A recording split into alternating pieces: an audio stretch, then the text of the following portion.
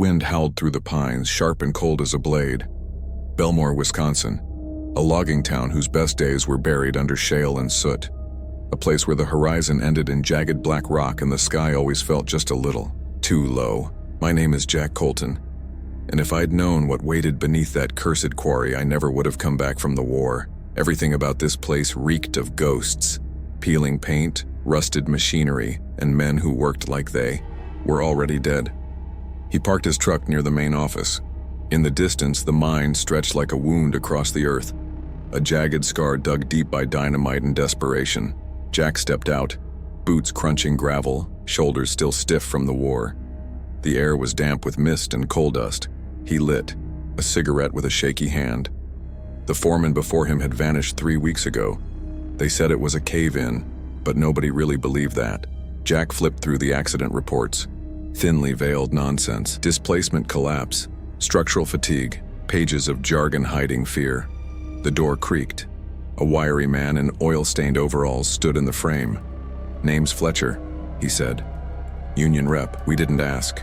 For you." Jack looked up. "Didn't come to make friends. Came to keep men alive." Fletcher's eyes lingered on a scar trailing down Jack's neck. Then he said quietly, "It's not the rocks that'll kill him." Jack inspects the mine shaft. Cracks along the walls. Tools gone missing. Blood on a helmet. No explanation. Miners whisper behind Jack's back. One word keeps surfacing. Dogman hears it in passing. Murmured over lunch, scratched on the back of a rusted elevator door. At night, Jack dreams of claws scraping stone and eyes glowing amber in the dark.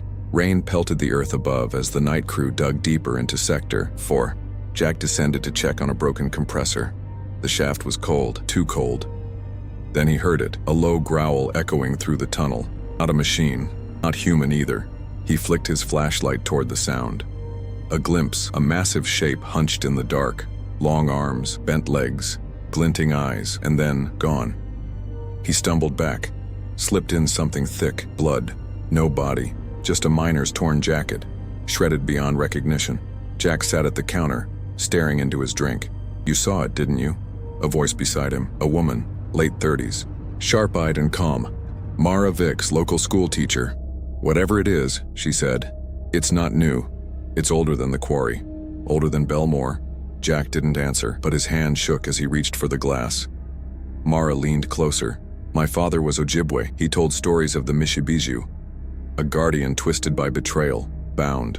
In darkness, the white men dug too deep. Now it's awake." The rain had turned to sleet. Jack stood alone at the quarry's edge, flashlight in hand, staring down into the pit like it might stare back. Somewhere below, the beast moved. Not a legend, not a hallucination. Something was clawing its way out of the hollow ground. The classroom was empty, the desks dusty and cold. Jack sat at the back as Mara Vicks unfurled an old map across a table, the kind drawn before state lines mattered.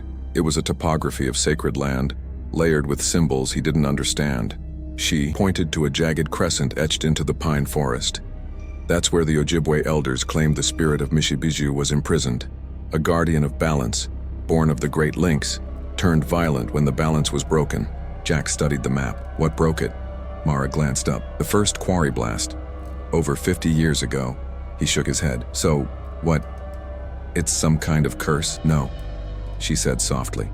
"It's a warning." Jack visited Tommy Ellis, a young miner who refused to go back underground. Tommy was pale, hands shaking, muttering about bones that moved in the walls. "They ain't rocks," he whispered. "There's things inside them. Claws. Teeth." He held up a drawing, charcoal on torn paper. It showed a massive figure, with a canine skull, crouched in the mine's depths, surrounded by smaller screaming silhouettes. Jack froze. The creature matched what he'd seen in the shadows. Dogman. Mara led Jack deep into the trees where time felt thinner, older. They stopped at a moss-covered stone altar, half sunk into the earth.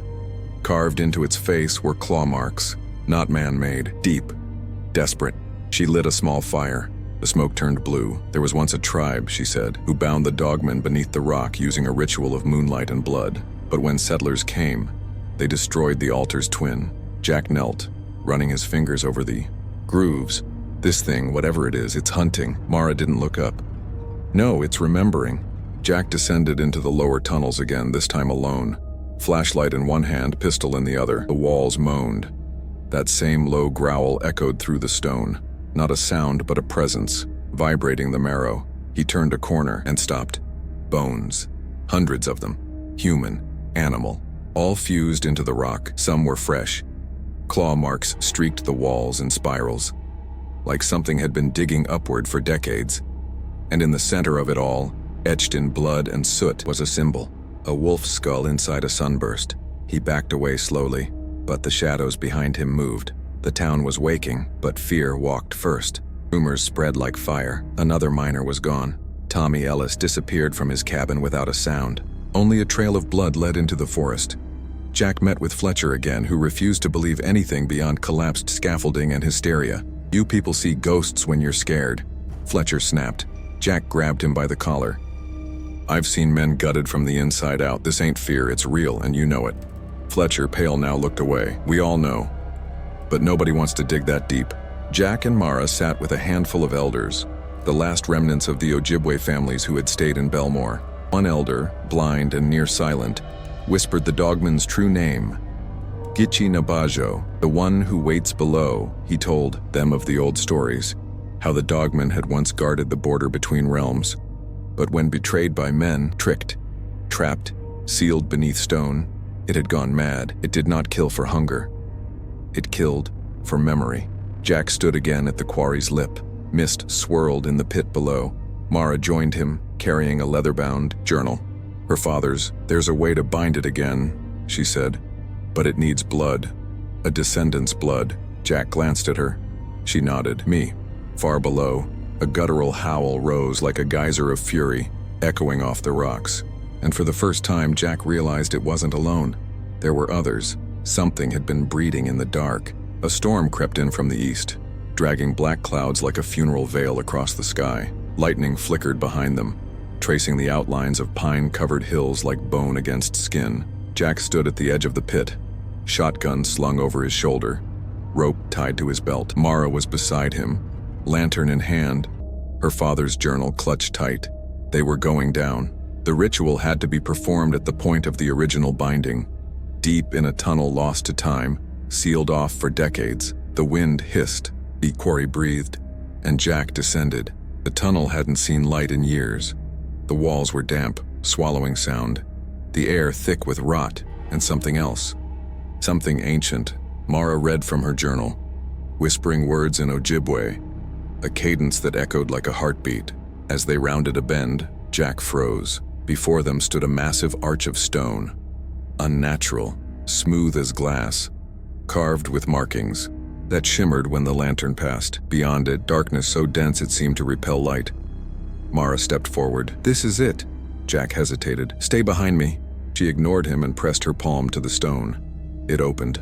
The walls were ribbed with bone, literal vertebrae fused into the rock. The floor was black slate, scratched and gouged by claws longer than any man's arm. In the center stood a dais made of iron and wood, its surface stained with blood turned black with time. The air was electric. Every hair on Jack's arm stood up. And then came the sound, breathing. From the dark, something moved. A massive shape emerged, 9 feet tall, digitigrade legs bent backward, fur like tar matted with blood and soot. Its shoulders scraped the ceiling. Its arms dragged the ground, and its eyes, glowing amber, locked on them. It was the Dogman. Jack raised his shotgun, but the beast didn't charge. Instead, it spoke. Its voice was not words, but snarls shaped into meaning. Not defeated, bound, betrayed. Jack's mind reeled. It wasn't an animal, it was conscious, angry, wounded. "You were the guardian," Jack said aloud. "And we broke you." The Dogman took a step closer. Its claws curled, blood dripped from its snout. The claw must not be taken," it growled. Mara gasped. "The fossil, the owners, that's what they're after." Jack looked at her. "What fossil?" She pointed behind the beast, toward a hollow alcove filled with rock and wrapped bones. The Dogman turned, placing its massive body between them and the fossil. "You were guarding it all this time," Jack whispered. A flash of memory. The company documents, the missing pages, the hush-hush talk of strategic value in the rock. The fossil wasn't a relic. It was a weapon. Mara opened the journal, frantic. We can seal it, the beast, the fossil, but it needs a blood sacrifice. She rolled up her sleeve. No, Jack snapped. I'll do it. Lightning struck above them, rumbling through the stone. But the dogman moved fast. Faster than thought. One swipe and Jack was thrown across the chamber, ribs shattered. It lunged toward Mara, but stopped inches from her throat. She stared into its eyes, unafraid. Let me help you, she whispered. The dogman froze, then howled. The chamber began to shake. There, embedded in the wall, was a talon the size of a sword, ancient, blackened, and thrumming with energy. Mara carved the sigils into the stone with a knife of obsidian. Jack, bleeding, dragged himself to the center of the dais. The dogman stood at the edge, panting, chest rising like bellows. Mara slit her palm and pressed it to the rock. It pulsed red. She began to chant, Gizis bawajigan mino bima diziwin, sun, dream, balance of life. The ground split. Flames erupted around the fossil. The dogman howled again, not in rage but pain, memory, loss. Its body convulsed, bones cracked. Fur burned. Jack grabbed its claw. Let go, he said softly. It's over. The beast stared at him, then knelt. Mara placed her hand on its head. Her voice shook as she finished the chant. The chamber flashed. White light, like lightning in a bottle, and the dogman vanished into the stone. Jack awoke on a bed of gravel beneath a dull gray sky. Rain tapped against his face. His ribs screamed with every breath. Beside him, Mara sat in silence, her hands still stained with blood.